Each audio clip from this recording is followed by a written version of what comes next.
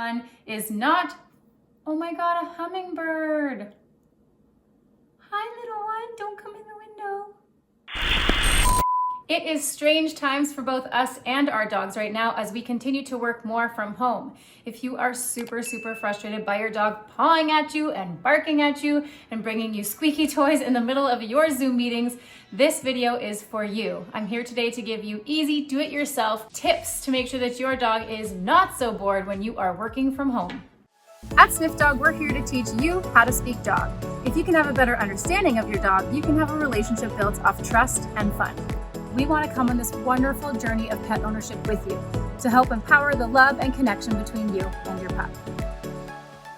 Before we get started on today's video, I want to give a quick shout out to Darwin Dog Training. Congratulations on your certification as a professional dog trainer. Everybody go ahead and give them a like on Instagram. If you want to be a featured pet, make sure that you share our videos, leave comments below letting us know what you want to learn more about. As always, we've got our training tip sheet. It's beautiful, it's for you. It's got all of today's tips in a very easy PDF file for you to remember everything that you learn.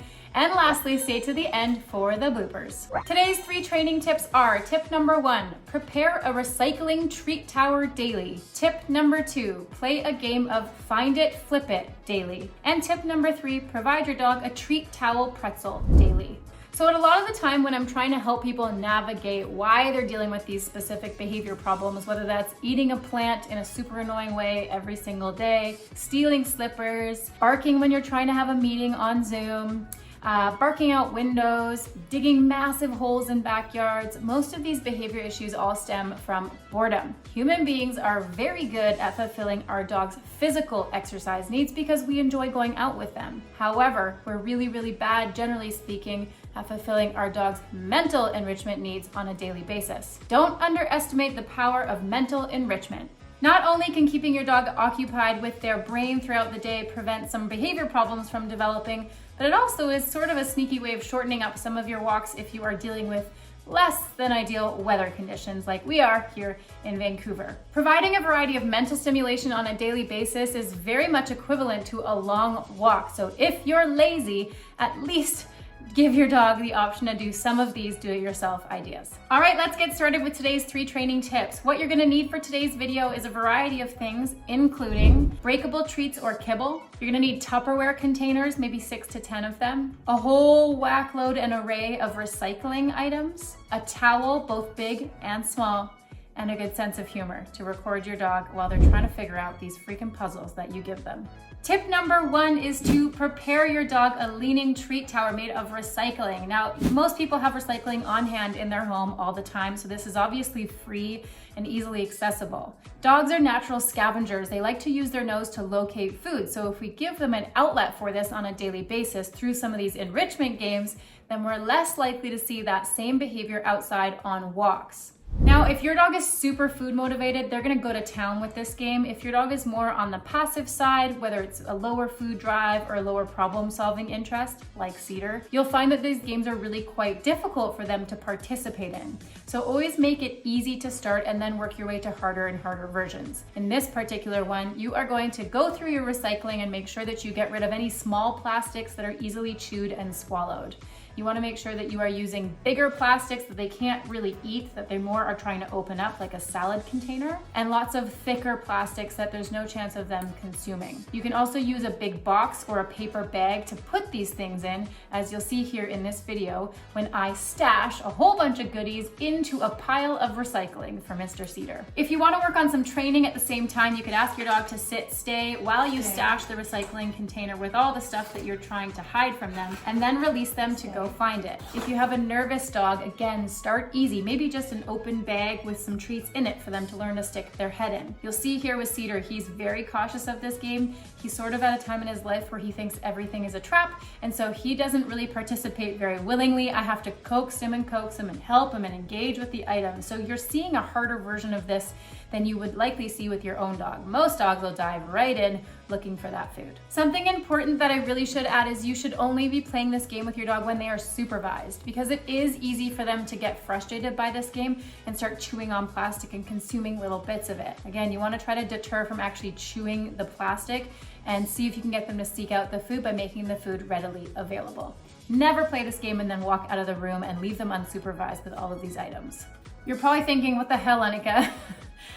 Why are we doing this? It's mentally exhausting for your dog to try to scavenge and locate food. They also have to overcome some nervousness or apprehension or confusion about whether they should or shouldn't put their head in or towards these items. Recycling also makes all kinds of noises, and it has lots of different textures, which some dogs aren't accustomed to. So this is basically providing them a food puzzle where you're able to encourage them to use their brains and use their natural scavenging instincts, which, you're welcome, are very, very tiring for your dog. Go ahead and give it a try. You can do it once a day, you can do it once a week, and you can do it once a month. If you have a very high energy dog, doing this every day would absolutely be a good game to play. All right, let's get to tip number 2. Play a game of Find It, Flip It with your dog daily.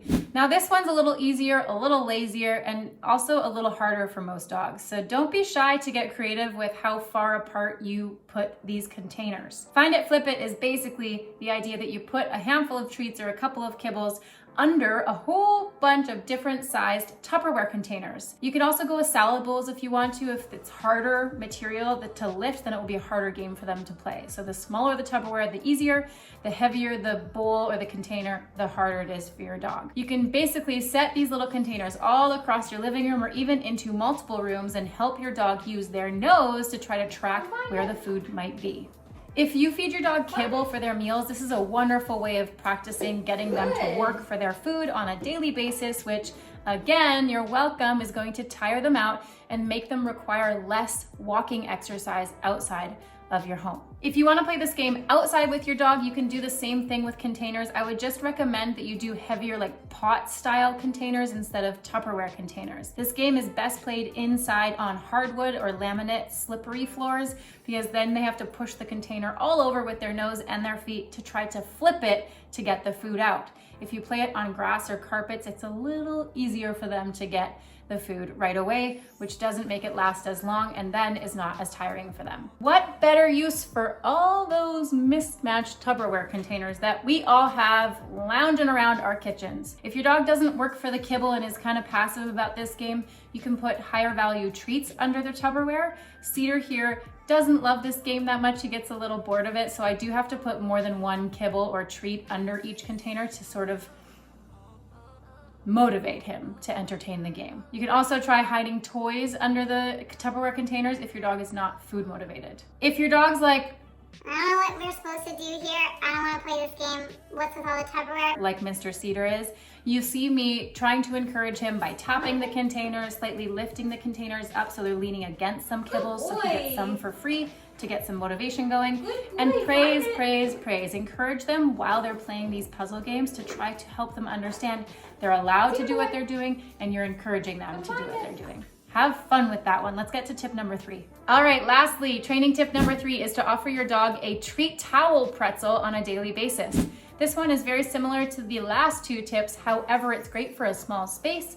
If you're traveling and you don't have much equipment with you, you don't want to travel with your Tupperwares, this one is sort of a go-to, easy, my dog is bored or I have guests over and I need to entertain him. You are going to have 2 towels, one small one and one big one. You're going to put some treats in the small one as seen here, and then you're going to wrap that small one into a knot. Then add more treats to the big towel and tie that towel into a knot or a pretzel. Hand your dog that big towel. Use lots of praise to encourage them to sort of locate and problem solve, dig at, and play with this towel to make all of that food shake out. I will quickly say, if you have a chronic chewer, be careful with this game. You do not want to encourage them to actually rip at or chew up the towels.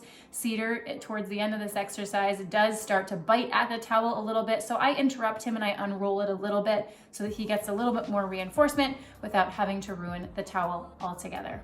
All right, that's it for the 3 training tips. One quick suggestion and really, really important reminder is that it's not safe to play any of these games when your dog is unsupervised. Plastic can be consumed and dangerous. Tupperware containers can do the same, and towels are no different. So just make sure you're only playing these games when your dog is supervised.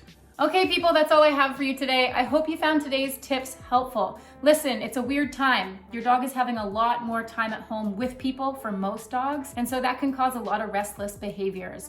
If you do these 1 to 3 times a day to help your dog keep some anxiety, some frustration, some boredom at bay, they will be calmer in a different way from all of that mental enrichment that you've provided them. Most of all, have fun watching your dog problem solve. It's very interesting to see how they react to things, as you noted with Cedar, who was scared of the Leaning Tower of Recycling. If you want to, please tag us in videos of your dog playing with these 3 tips.